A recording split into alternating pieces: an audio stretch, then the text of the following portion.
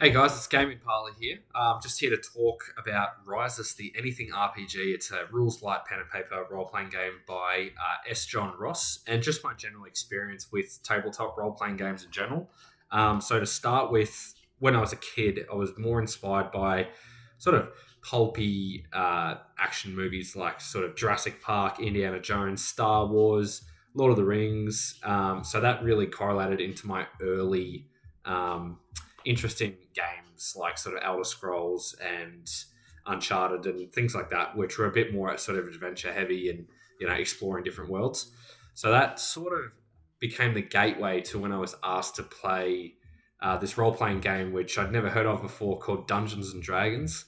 Um, Sounded very geeky, and I was interested, and I sort of a friend asked me to come and play, and I was like, yeah, sure, whatever. So when I did go to play there, they sort of sat me down, showed me the base of how to play it, gave me a character sheet, and sort of we sat down and did everything there. And so we just started playing, and my pretty much initial impression was this is really like slow and clunky. And it was most likely the people that I was playing with initially, but it was very number heavy. So it was sort of like I had a scenario where it's like, my fighter hits with a +3 sword, and I get a critical hit, so I add a d6 worth of damage. All this stuff that was just way over the top of my head, and frankly, it just sort of um, bored me a little bit. But there was this spark as we were playing that it was like, oh, okay, so we can just do whatever we want in a sense.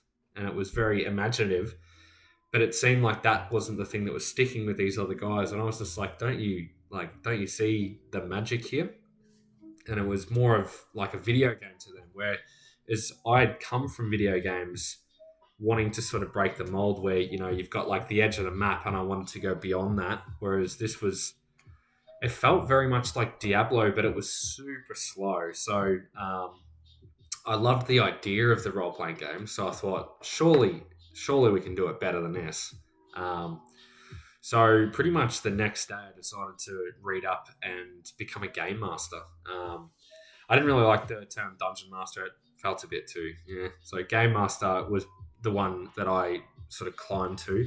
Um, and I sort of moved away from those guys, and I was like, what can I do differently? How can I make this better? So initially, I like threw myself into YouTube and watching people like Matt Mercer, Matt Colville, How to Be a Great GM, WSD20, a heap of other guys, Dungeon Craft, and all this stuff. And I threw myself into being a game master and learning all the sort of tips and tricks and everything like that. So when it came time to do my first game, it's a bit of a nervous wreck, but essentially it played out exactly as I thought. It was this: you set up this scenario, you have a bunch of people, you roll some dice, and pretty much you let the story carry everyone's imagination, which I thought that was fantastic. So pretty much skip forward maybe a year and a half, and so the only thing I'd ever played up until that point was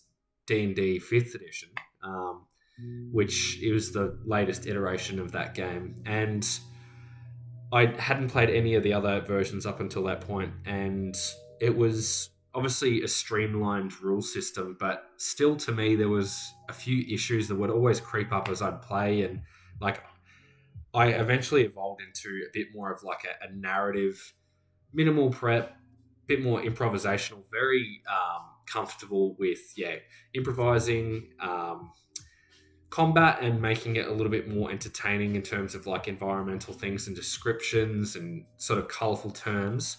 Um, so yeah, when it came to my issues with Dungeons and Dragons, it sort of was a bit more based around the core things like hit points, armor class, feats and abilities, and sort of things that would keep creeping up, things that people associate that are just sort of common with the game. But I kept thinking, no, this just doesn't feel right.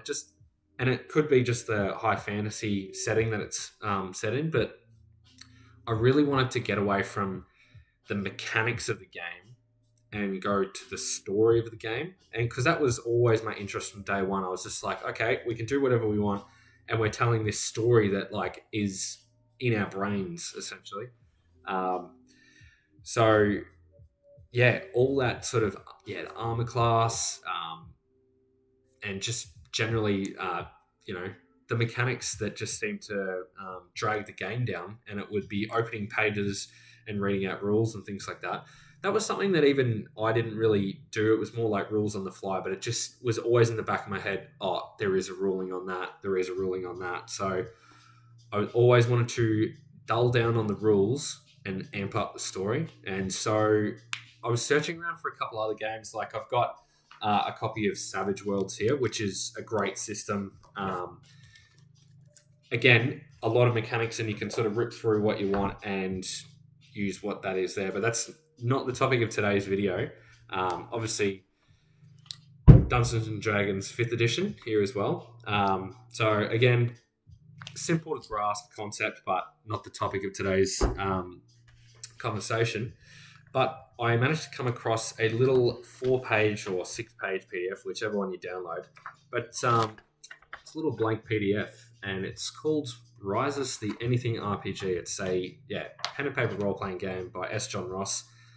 And don't let the little stick figures and stuff throw you away, because there is as much depth, imagination wise, as there is in any other role playing game in this game. And I read it and I thought, and a couple of days later I thought, wow, this is genius. Simple mechanics that did anything. It literally is in the name, the Anything RPG.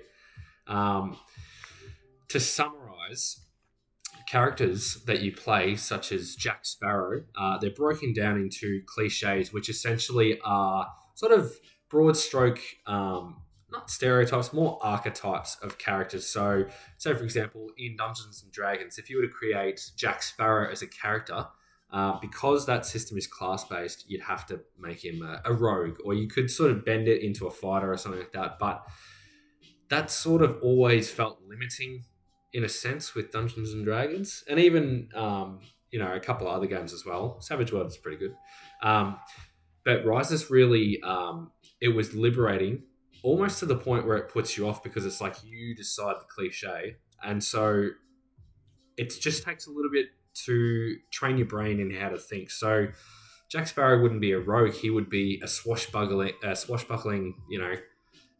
sea lover who loves to drink rum. And you could assign a number to that cliche, and that would be how many 6-sided dice that you roll. So this system is a 6-sided dice system, not a D20 like Dungeons and Dragons. But again, we've got like examples here with Grolfnav Ainson the Viking, which has been done in a couple of other videos as well.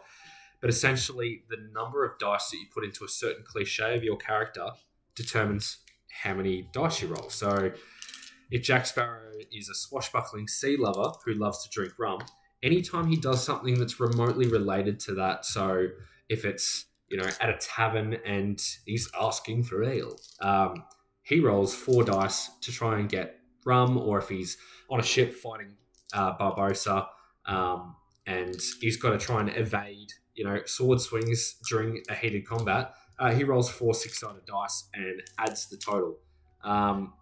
There are a couple of other concepts as well, but the 3 main core mechanics, or they call it the Unholy Trinity in Rises. I'm pretty sure they call it the Unholy Trinity, but essentially you've got 3 ways to resolve problems. There's a target number system. So that's like, hey, I'm Jack Sparrow. I want to use this rope and swing across to the other ship. So Jack Sparrow would roll his dice and add them up, and the Game Master would determine a difficulty level similar to Dungeons and Dragons, but a target number that they've got to hit or exceed in order to swing across the rope without penalty.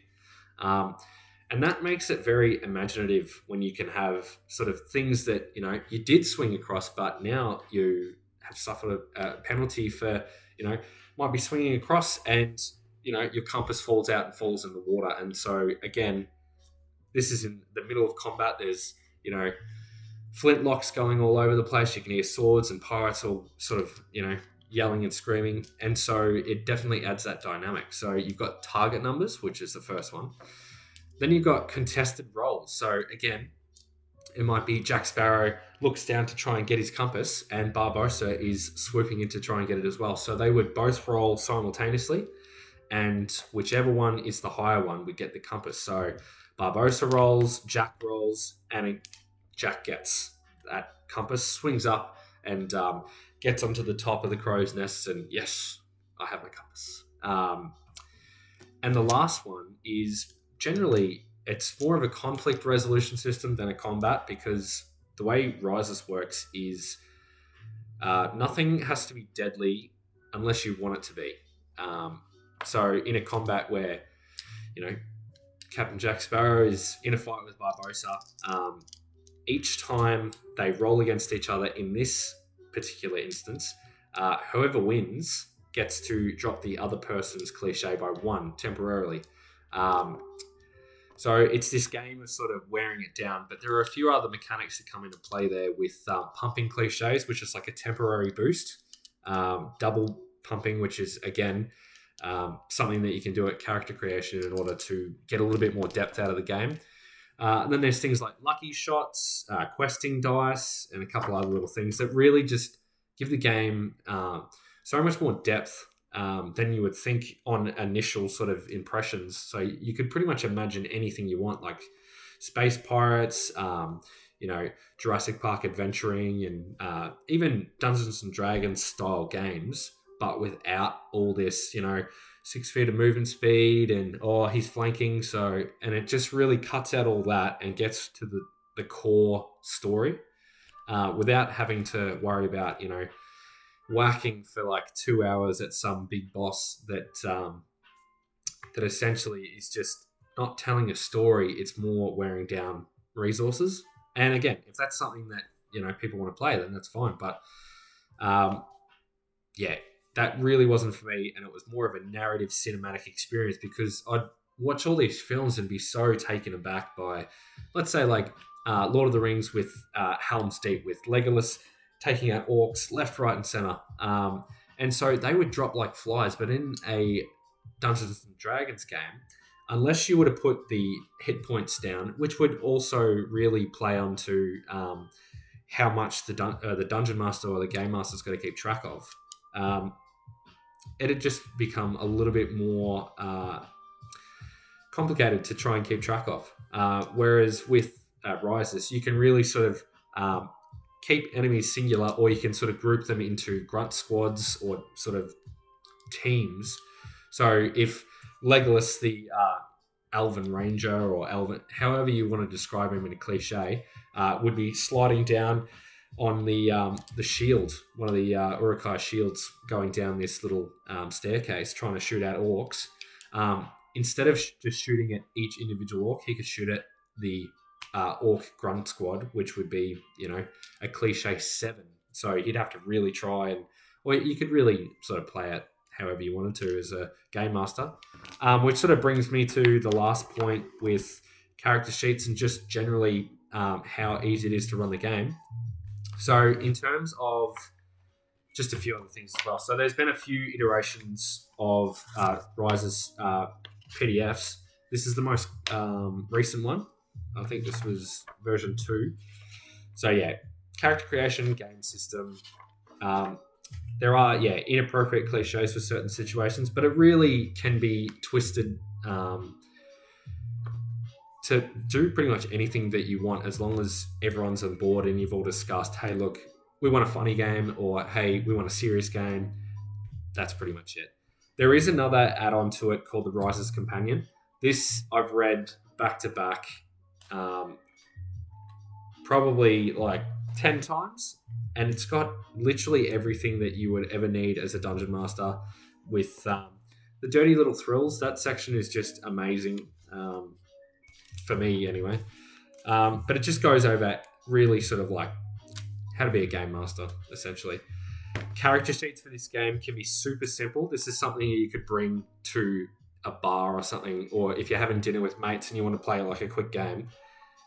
You could just whip these out, or you wouldn't even have to. You could just write on some napkins.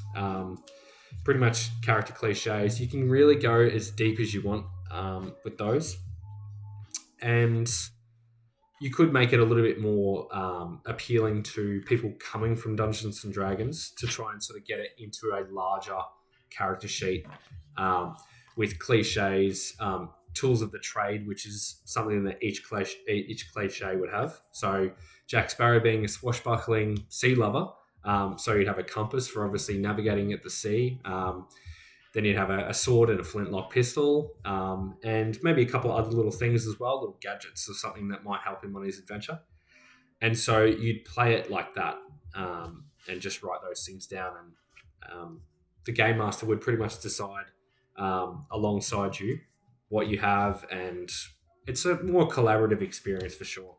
Um, and then pretty much as a conclusion, I think the narrative style of Rises really lends itself to easy to play systems that still have that mechanical depth. You wouldn't think so, but the more you dive into it, the more that you realize, hey, I can do a lot more stuff with minimal rulings.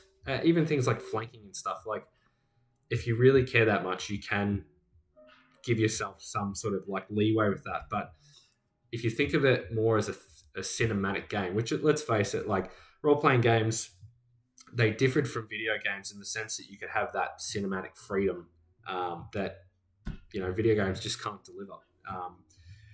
And so to really crunch role playing games doesn't really make a whole lot of sense, in my opinion. But anyway, so yeah, to conclude, once I found Rises, everything else sort of seems, I think Rises can do that. And I think it can do it like better and faster and easier. It's easier to teach. It's easier to run. It only runs on six-sided dice, so pretty much just break out Monopoly or even like a dice rolling app on your phone, and you could set up something within 5 minutes and play at a party for people who are intoxicated or interested or just whatever, and still have a great time. In terms of campaigns and things like that, you really have to have the right kind of players in order to keep that experience sort of going. And it gets back to the heart of what role-playing games are in a nutshell, which is collaborative storytelling that takes place in the imagination. If you can remember that and not forget, but sort of set aside the fact that it's a mechanical system that is governed by rules, then you'll have a blast playing Rises. I know I have, and not just for one shots, but for campaigns as well. So anyway, that's me done, and I want to thank you guys for watching. If you enjoyed the video, just like or favorite it and subscribe if you want to. Cool. All right, I'm the Gaming Pal. Bye.